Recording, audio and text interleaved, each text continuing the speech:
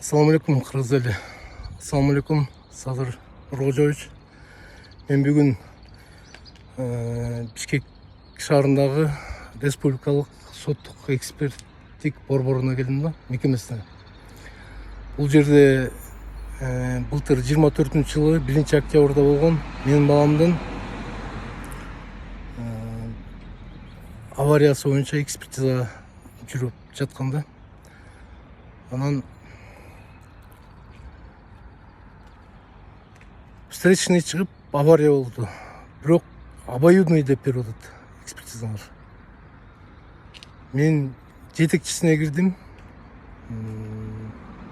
Ал жерге кирсем балыкчыда иштеген экспертти билет экен, жегич экен.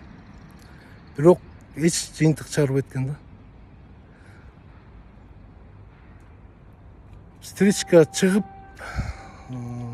авария болсо эмне үчүн эки жактын күнөөлүү болуш керек? Мен ушуга так түшүнбөй койдум да. Эмне себептен? Плакат жазып алып да келдим. Эмнеге реформа болбой жатат деп. Соттук экспертизадагы коррупцияны качан токтотосуңар Садырова деп. Эмнеге карапайым эл ушундай Бишкекке келип ушу жегич эксперттериңердин артынан жүрүш керек да. Ишенич болбой. Садырова, мен сиздин сөздөрүңүзгө, мен сиздин ушул республикада реформа кылат деп ишендим элем.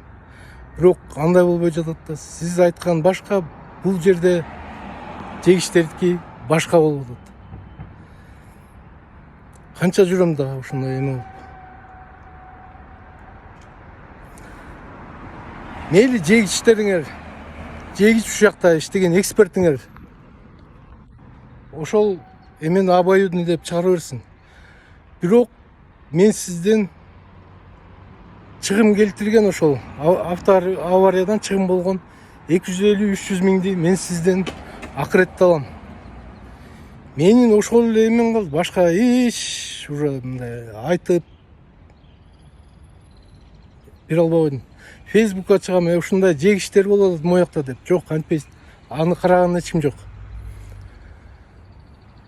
Башка мекемелерди жазам. Аны да караган жок. Отписка менен арайып. Ушу экспертиза борбору чыгарат деп, мекемеси чыгарат деп. Мен деле билем ушу экспертиза жактагы жегиштер чыгарган, бирок эч ким мындай реальный ишти алып карап, момундай экен деген эч ким жок да. Только эле отписка. Бияка барсаң диги карайт, бияка барсаң бияка бул карайт деп. Качан токтойт то? Качан реформа кыласыз? Сиздин келгениңизге уже 4-5 жыл болуп калды. Бирок мен көргөн жердин баарында жегиштер болуп атпайбы? Бүт жерде коррупция гүлдөп кеткен. Моунун ичи бүт гүлдөп кеткен, Садырова.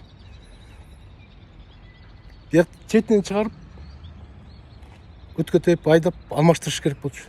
Бирок сиз андай кылбай атасыз да. Эмнеге? Эмне тоскоолдук болуп атат сизге? Мен сизди ушул жерде реформа жасайт экен деп мындай ниетим менен ишендим элем да, бирок ишенимди бүт өлтүрдүңүз.